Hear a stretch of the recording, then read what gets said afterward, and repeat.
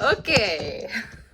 So, so I just wanted to go through and talk a little bit about some definitions before we get into problem solving. So hopefully you guys have had a chance, at least in part, to take a look at the solutions lectures that are posted already. But I wanted to talk about the basic components of a solution, right? So, first of all, a solution is a homogeneous mixture, right? Homogeneous because you can't tell the difference between the components in the solution, right?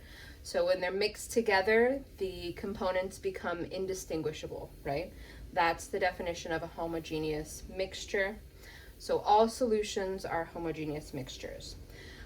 Generally, what we're talking about is going to be an ionic solid mixed with a solvent, and usually that solvent is going to be water, right?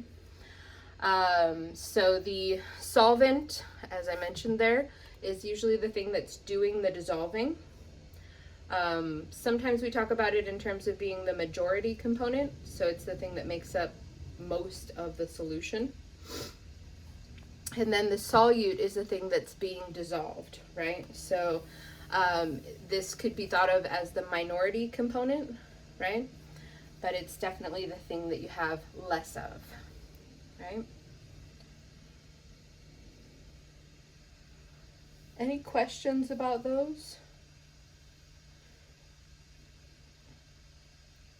Okay. Cool. So when we're talking about ionic solids dissolving in water, we talk about the process by which that happens, which is called the solution formation process. So if we have sodium chloride, for example, right? So this is the sodium ion, and this is our chloride ion. Here, I'll make it a little bit closer for you guys so you can see.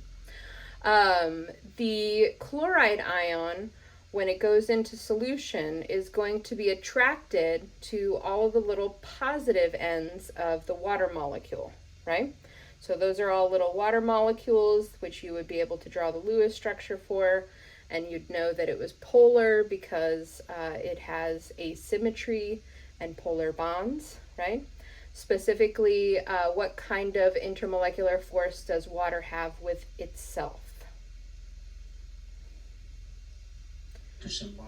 Hydrogen bonds, exactly, right? So it has the strongest type of intermolecular forces between the molecules. Now we're adding in another strong component, which is an ion dipole interaction, right? So you have an ion that's attracted to a partial charge on a molecule. That's called an ion dipole intermolecular force, right? So we don't talk about this one in chapter 8 because it's more relevant in chapter 9, right? But this is the absolute strongest type of intermolecular force because you have a complete charge on the ion, right? Or a formal charge on the ion. So here we're surrounded by partial charges, right? But we have a formal charge also involved, right? That makes this bond between the partial charges and the formal charge really strong. Does that make sense, guys? Everybody okay with me? Do you point out the strong? Oh, sorry. Oh, I was just gonna ask if you could maybe point out which one is the ion and which one is the dipole, like. So water has a dipole, right? No formal charges on water. Should we draw the structure?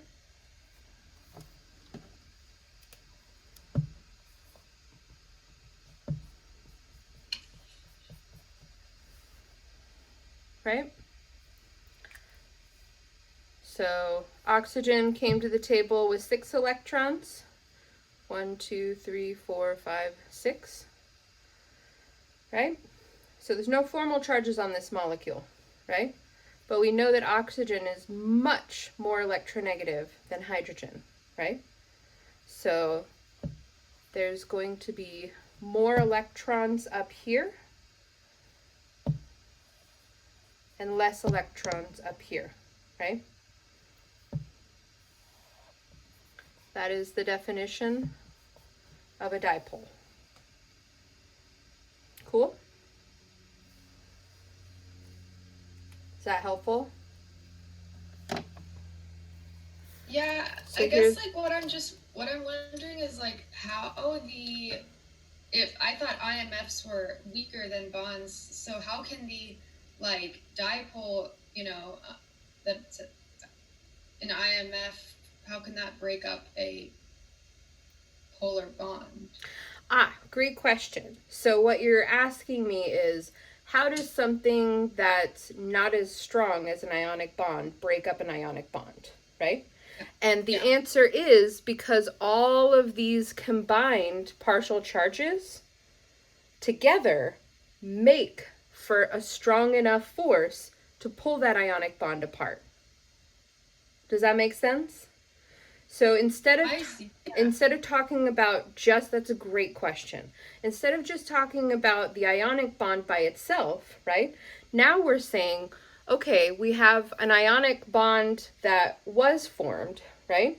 But if we have all of these other small interactions added up together, they end up being stronger than that ionic force that held it together originally, right? Great question, Jessie. That's why you have to have a lot more solvent. Exactly. Yes. Okay. Yes.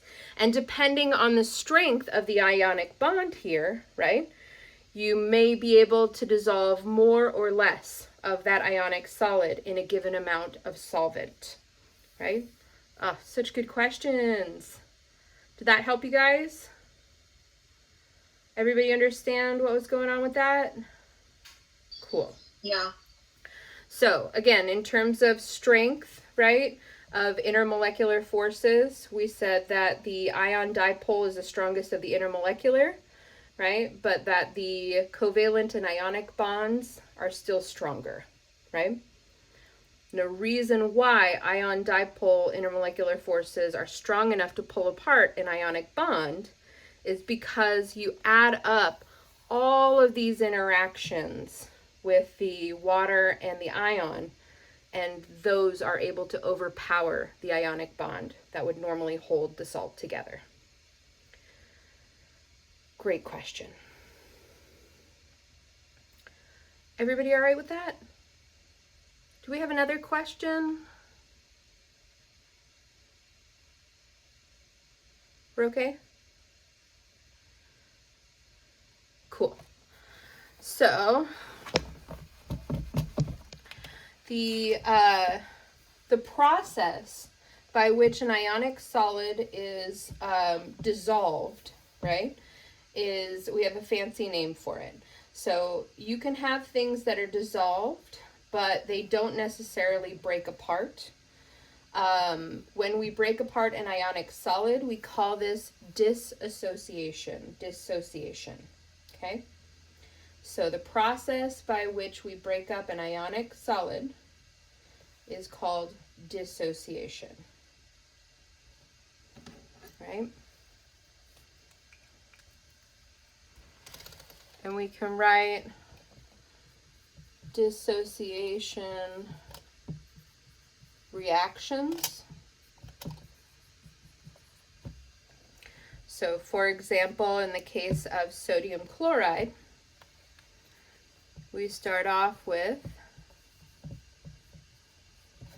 sodium chloride solid, right?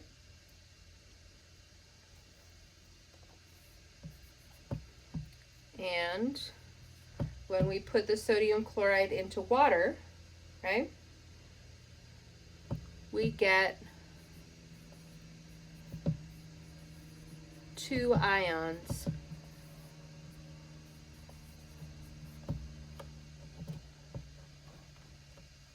formed, right? So this process by which you take a solid, an ionic solid, put it into water, and then it forms ions is called dissociation, right? Everybody okay with this so far? We're all right. Cool. All right. So I'm not going to get into electrolytes because I think that the videos that are up there give a pretty good description of what electrolytes are, and I think they're pretty intuitive. But the idea is whenever you have ions in solution, they're able to conduct electricity, and that conductivity is what makes solutions able to carry charge, right? So having ions in solution makes those solutions able to carry charge. So my example that I like to use, I think I didn't put it on the video last semester because I was a little timid about putting it on there, but my example that I use for understanding this concept of electrolytes and how they carry charge is, you guys ever watch movies? So I was just watching Addams Family Values. You guys like that movie? You've seen it? No? Anybody? Yeah, I only watched it like 22 times. So one of the things that drives me crazy in that movie is that she tries to kill her husband with a radio in the bathtub, which is a common trope, right? Somebody trying to kill somebody with like a hairdryer in the bathtub. And I'm like, if you don't have a ton of salt in that water, the conductivity is not going to be high enough for you to make that person die. You're just going to maim them really badly, right? So if you really want to kill somebody, make sure you put that salt in the water first, right? So, life lessons from an unexpected place. Good tip. Taking notes, thank you. I know, I fully paused one of my videos from last semester to do that. And now I'm like, F it, just put it on the internet forever, who cares? So that's the idea of conductivity, right? The other concept that we have with making solutions is a concept called saturation. So anytime that we're making a solution, right, there's always a point at which no more solid is able to be dissolved, right?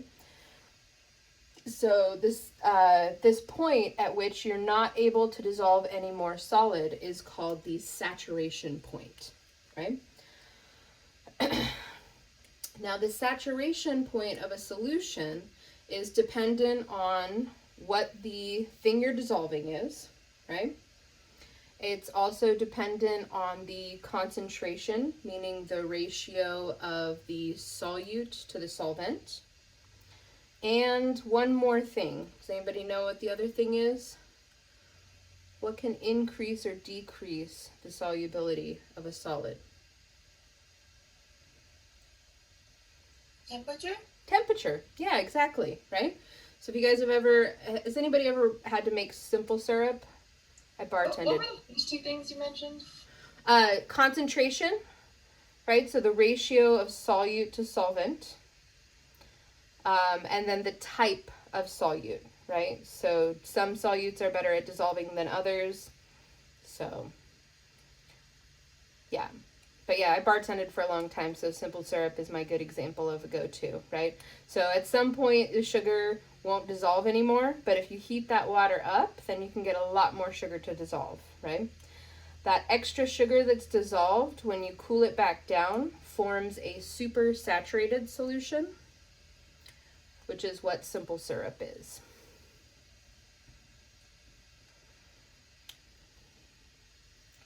Questions about that? And again, there's more detail on this in the videos that are already posted, but I just wanted to give a little quick and dirty on that. Okay. So now, we got to talk about concentration. Whoa.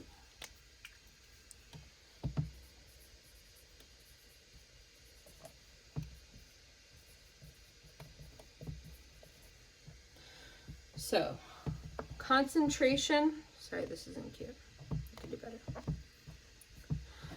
Concentration is looking at the ratio of one component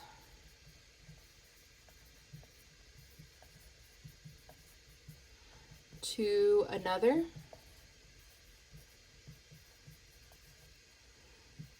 in a mixture, usually. And specifically, the kind of concentration unit that we will be using here for solutions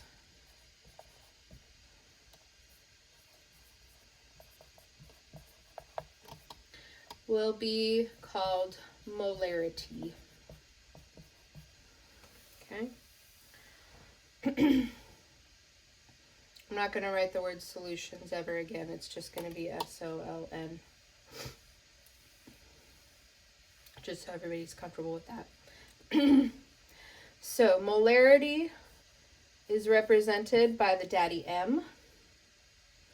Not to be confused with the abbreviation for mega in our metric system, or any of the other daddy M's that you might see in other areas. So, molarity is represented by daddy M, and what it stands for is moles of solute per liter of solution.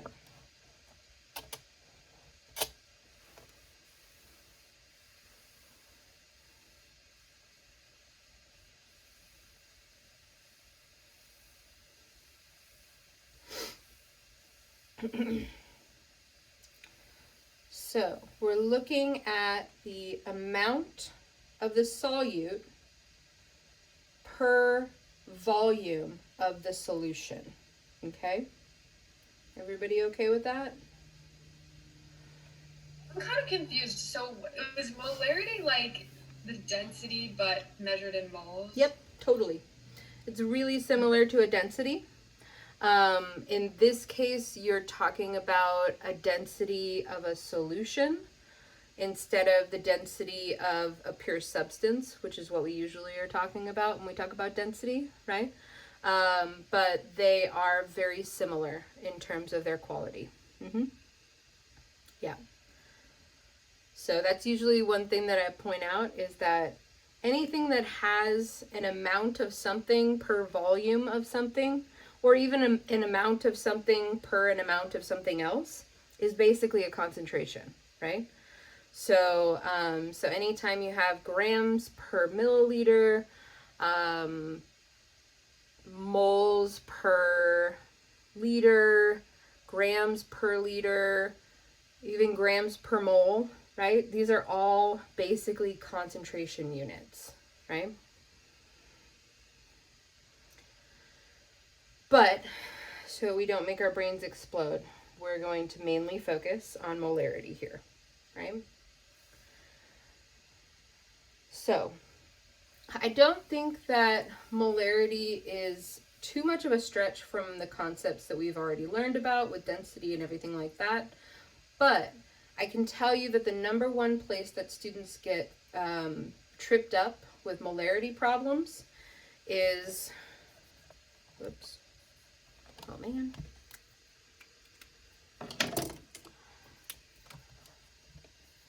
is this guy, Daddy M, right? So every time students see a Daddy M attached as a unit, they freak out and they have no idea what to do with it, okay? So every time you see Daddy M, before you do anything else, change it into a usable form, by which I mean make it into moles per liter, okay? This is a form you can use in your dimensional analysis, right? This is not, okay? So this is so important, Write it down at the top of your page every time you're doing molarity problems, and it should be part of your mantra. Get rid of the daddy M, replace it with moles per liter. Okay? So specifically, what do I mean by that? Let's say I have a 1.5 molar solution of NaOH, right? Daddy M gives us no information to go on in terms of our dimensional analysis and how to solve this problem, right? But we can make that, say, 1.5 moles of NaOH per 1 liter of solution, right? Do you see how much more usable this form is than this form?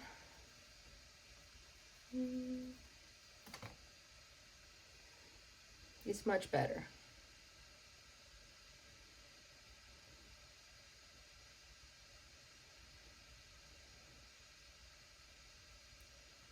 So we do that every time we see that daddy M? Yep.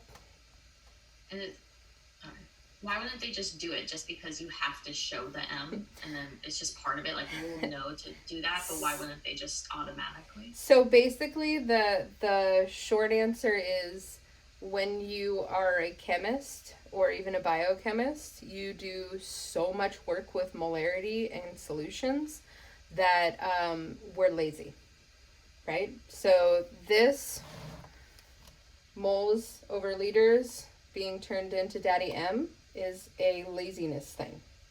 But that laziness thing only works if you're to the point where these two things equal each other fluently in your brain, right? But when you're starting out with these problem solving, it's not fluent yet, right? You don't see this and think this unless you write it down every single time, right? So yeah, to answer your question, chemists are notoriously lazy, right? Biochemists too, it's why we have so many acronyms, right? Because we just don't want to write the words out every single time. And especially with this particular quantity, because solutions are so important biologically, right?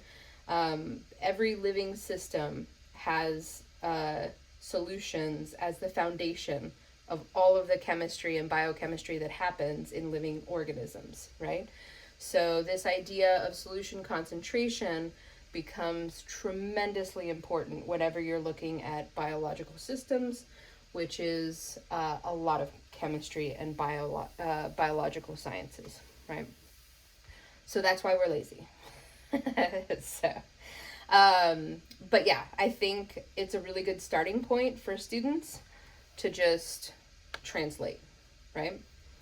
So eventually, maybe you get to the point where you've worked in chemistry enough that that becomes fluent for you. But until that point, translate, baby. Okay. So this is 1.5 mole NaOH over 1 liter of what? Solution. Solution. Okay, thanks. Mm-hmm. Yeah. Everyone okay with that so far? Okay, so I want to talk about how to do simple molarity problems first. May I erase? Cool. So let's say you want to calculate the molarity of a solution formed by taking 2.5 grams of, let's go with potassium bromide to solution formed by taking blah blah blah and dissolving to a final volume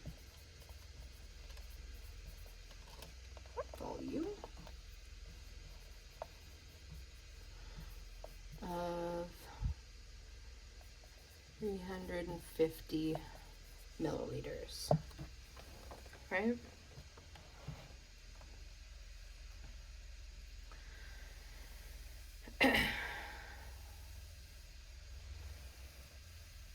So here we are looking for molarity.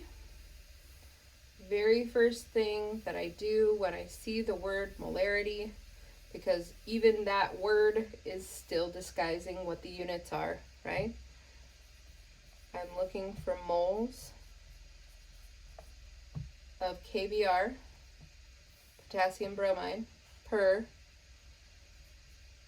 1 liter of solution. Okay, those are the units that I'm looking for. Is everybody comfortable with me? Jesse?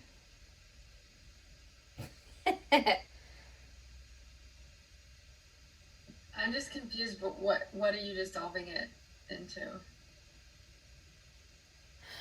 Into water. So if you're not given a solvent, assume it's water. Sorry. Okay, I see. Yeah. So I didn't say that we're dissolving it in 350 milliliters of water. And the reason why I didn't say that is because then we wouldn't know the total volume of the solution.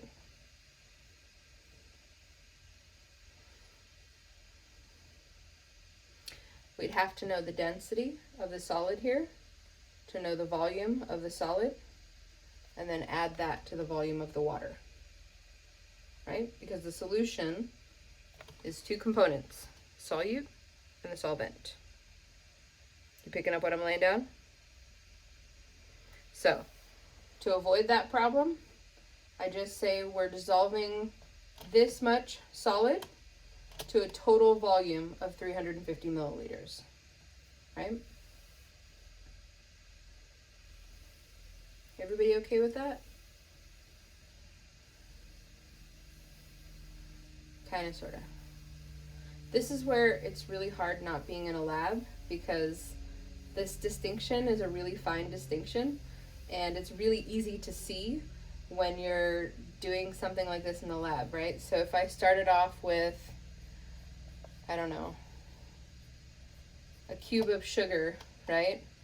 And a beaker of water, right? There's no reason to think that this volume will stay the same when it goes in here, right? Does that make sense? So it's much easier to just talk about having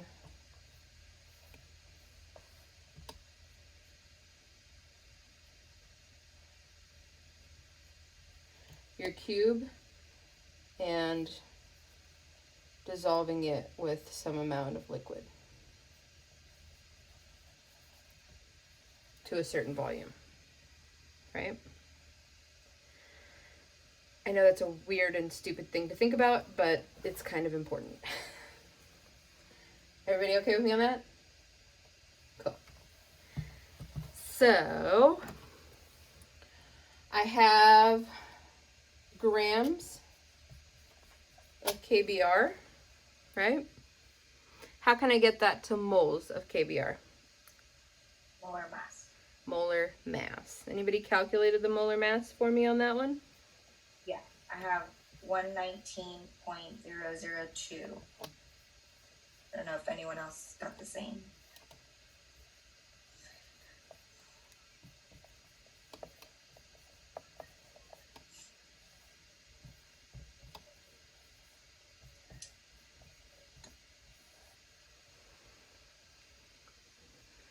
Anybody else want to back her up on that?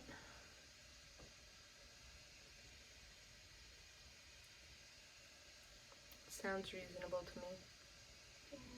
I have a question, Danica. Yeah. Where do you get 119.002? The molar mass of KBr. Oh, So potassium plus bromide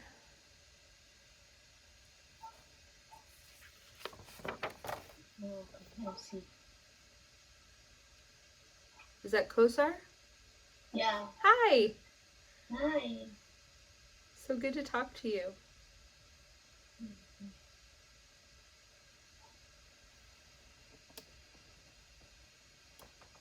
Anybody else get the same molar mass here? I can't find BR. Sorry. I got the same thing. Cool. Halogen. Right here. Sadie. Yeah. Yeah. I can never find it when I need to. That's always the hardest part, right? Okie dokie. Excellent. So now we've got the unit that we wanted on top, right? Everybody all right with that? And so now we need to get liters of solution on bottom. Am I given liters of solution? No, but you're given milliliters. I'm given milliliters, right? So I can convert milliliters into liters, right? So I'm going to go ahead and put milliliters on the bottom here, right? Because I want the liters to end up on the bottom.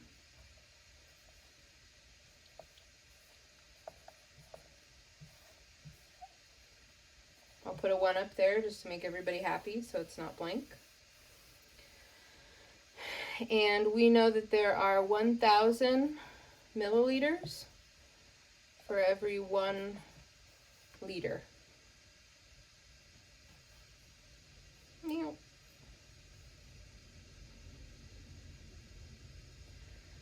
Now, do you have to do it all on one line like this? No, absolutely not. You could definitely just convert this into liters and then put it underneath here, right? So you could do this stepwise, that's totally fine. Solve for the moles, solve for the liters, and then divide the moles by the liters. That's totally okay. Does that make sense, guys? Sadie, you tracking? Yeah, sorry, I'm just trying to figure out the mole of KBr over 1 liter. Is that actually part of the equation? Yes. Oh, this is what we're looking for? Sorry, it's kind of... Yeah, I didn't know if you like purposely ran it into it or if Nope. it was... I just don't have enough room. So, but the point is that the units that we're ending up with are moles of KBr per liter, right? That's what we have left over here. Okay. So this is again where parentheses are very important if you're doing it this way. You need to make sure that you have 2.5 times 1,000, right? Divided by 119.002 in parentheses times 350.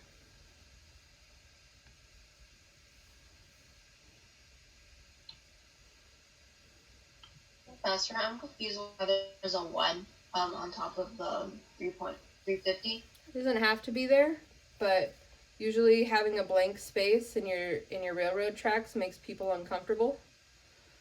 So you can put a 1 on it if you want, but it doesn't matter. Okay. Yeah. And just to illustrate what I'm talking about in terms of being able to do this stepwise, right? I could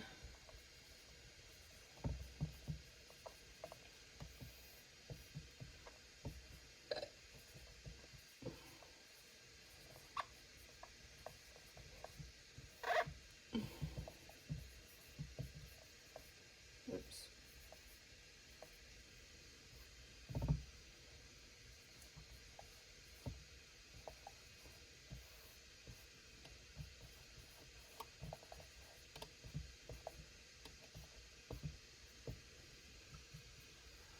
right? I could set it up this way and then take this top number and divide it by the bottom number, right? Equally valid, totally gonna work.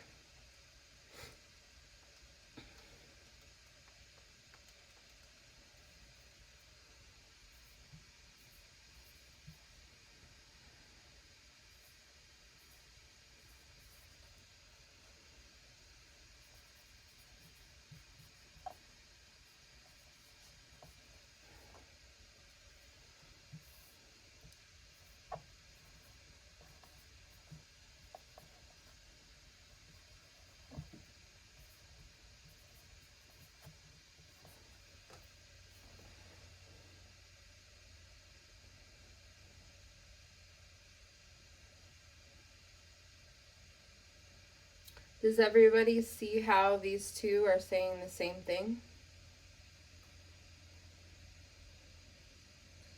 Yes.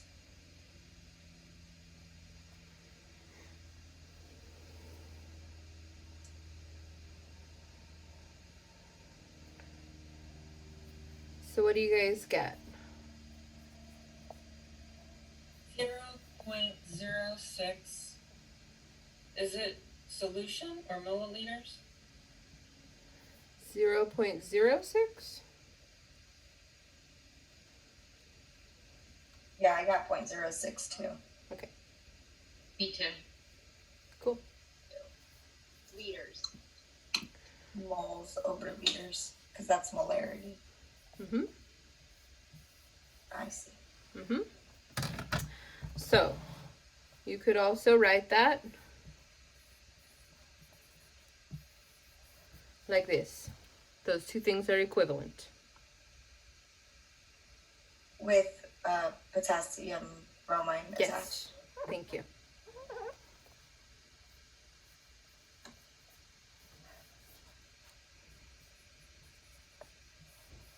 Yes.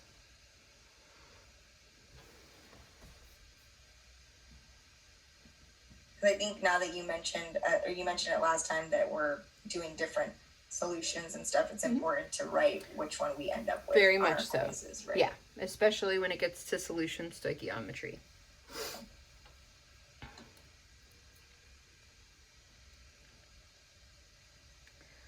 Everybody comfortable with this? Cool. So again, I think the really important thing to being able to solve these problems is knowing that molarity means moles per liter, right? Being able to do that translation as soon as you start the problem so that you can visualize or map where you're trying to go, right? Because without that piece, you don't know how to dimensional analysis this thing, right?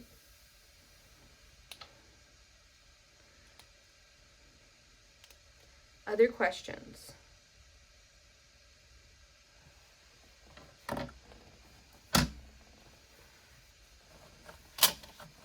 I'm sorry, I just started erasing. It's okay, yeah? We're good? Okay, cool.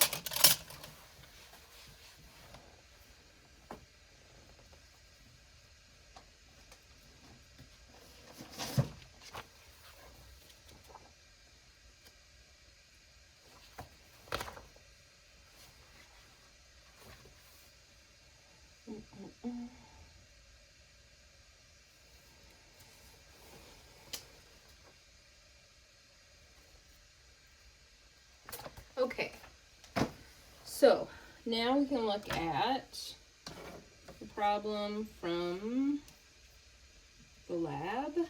Nope.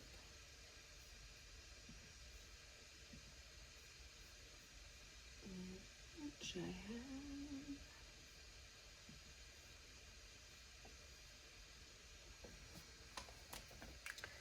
Okay, so we have calcium carbonate, aka Tums, reacts with hydrochloric acid, HCl, in your tummy. by the reaction below.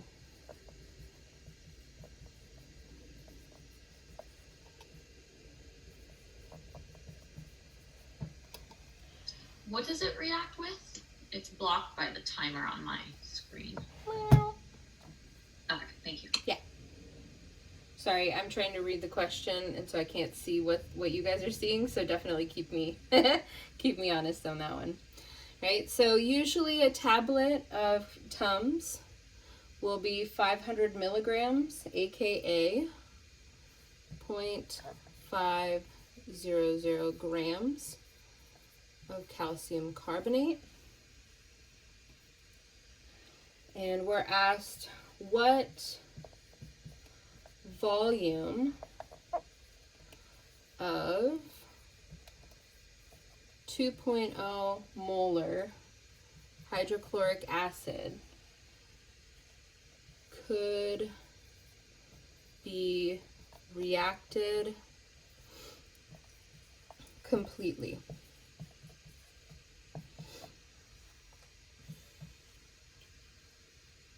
And the chemical reaction looks like this.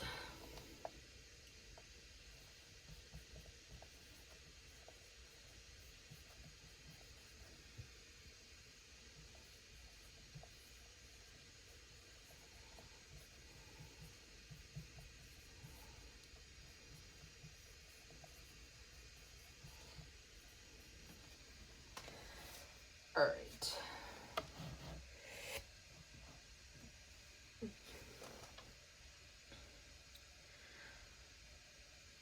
So, calcium carbonate, aka Tums, reacting with hydrochloric acid, aka stomach acid. Your stomach acid is about 2 molar in terms of the concentration. You guys might not have a whole lot of experience with this problem, but me being pregnant, I have a lot of problems with this. There are a lot of Tums in my life. So, if you guys have taken Tums before, you know, sometimes afterwards you'll burp, right? That's some CO2 bubbles made from the reaction of the calcium carbonate reacting with the HCl. Okay. Okay. So, what is below? Why is that in there? with the reaction below. Oh, The reaction below. okay, thanks. Sorry, RXN, reaction. Cool. What's in the parentheses below H2O? Little L, liquid. Oh, Yeah. And again, I'm just pulling this question from Stoichiometry Lab.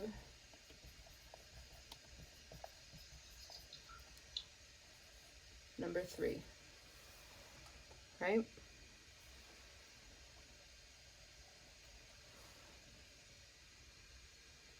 I paraphrased a little bit. It's cuter on the paper.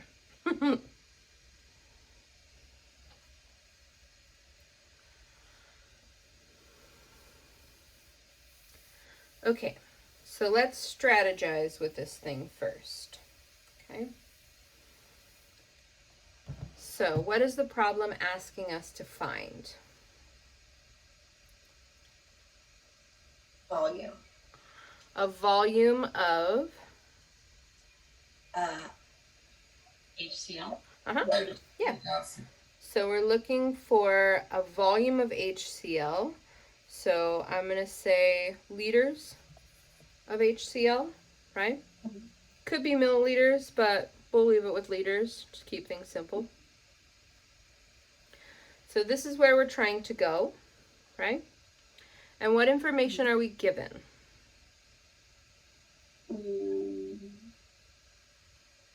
grams of calcium carbonate. So we have the mass of calcium carbonate. Sorry. Right?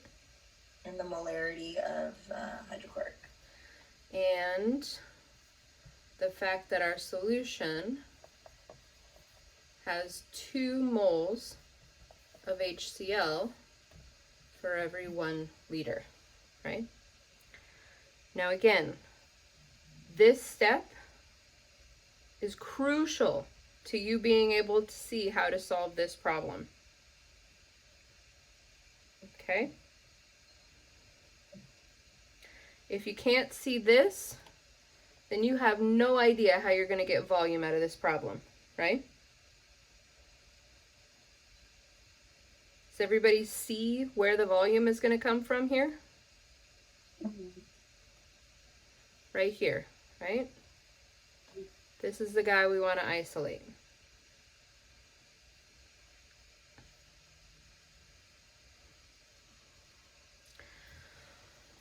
So, now I'm going to flip it to the other side. Maybe I have room down here. Well, let's try it out. So, now the question becomes, how do we get grams of calcium carbonate to talk to moles of hydrochloric acid? Molar ratio. We're going to need the molar ratio, right? Which means that we're going to need to get grams of calcium carbonate into moles of calcium carbonate, right? So our first step, we're thinking we need to take this guy and convert it into moles, right? What do we need to go from grams to moles? Molar mass. Molar mass. I got 36.458 for that. For the molar mass? No, I got 100.086. Oh yeah, sorry, I did the HCl. Okay, cool. Oh, I was like, that was very different. That would have been correct for HCl, yeah. So was it 100.9, 100.8? I got 100.086 or wherever you want to come off.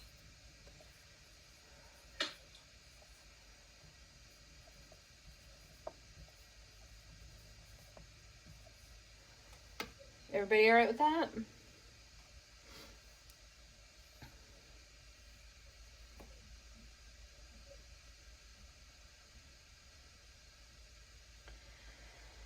So, I know that I want liters to end up by itself, right? If I want liters to end up by itself, then that means I got to get rid of this moles that's attached to the liters. Does everybody see that? Yeah?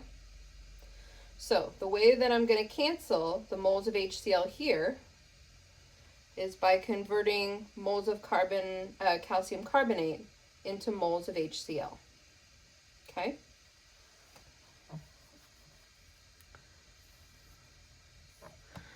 So, that's where the molar ratio comes in, right? Where do I get the molar ratio when I'm going from one reactant to another reactant? Balanced chemical equation. Yep, balanced chemical equation, right? So, what do I need on bottom? 1 mole of calcium carbonate. 1 mole of calcium carbonate. And what's going to go on top? HCl. 2 moles of HCl.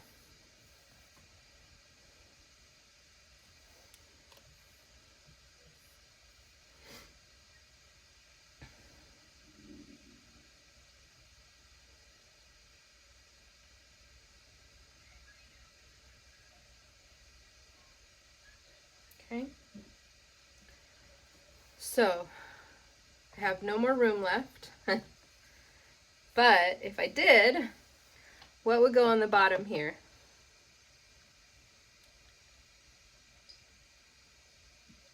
Moles of HCl. Moles of the 2 HCl. moles of HCl, the polarity. the 2 moles of HCl from the molarity, right?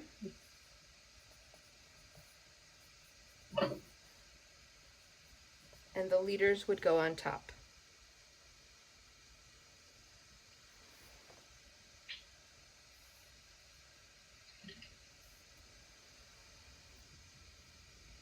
I'm sorry, that's so ugly.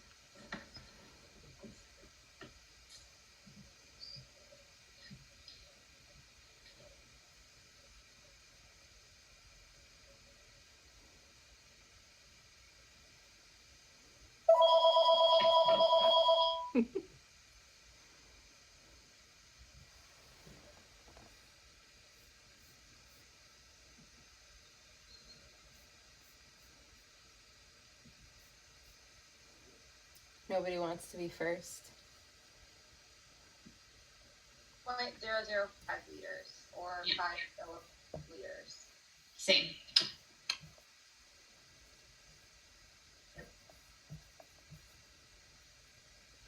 Of HCl.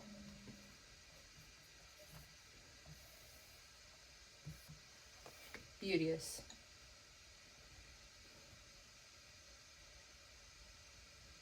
Easier than you thought? Do we have to put it into milliliters at the end? No. No, so it can just be the 0.005. Totally. Yep. And it'd just be liters of HCl then? Correct. Mm-hmm. Yeah, so whether you want to keep it here, put it there, doesn't matter, still the same.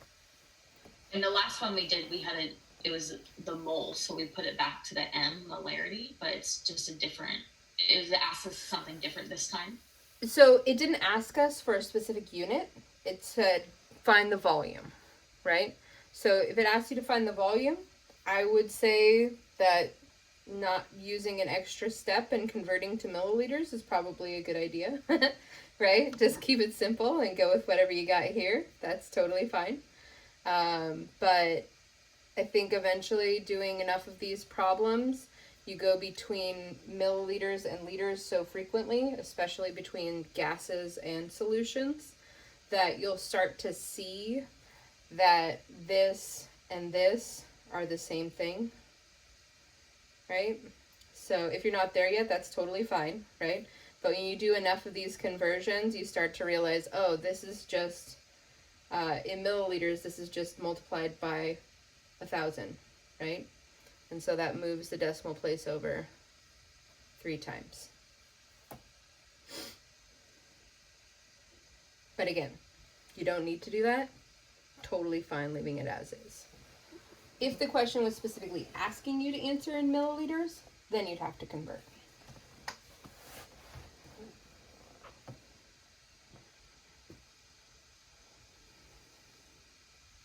What do you think, guys? Not too bad?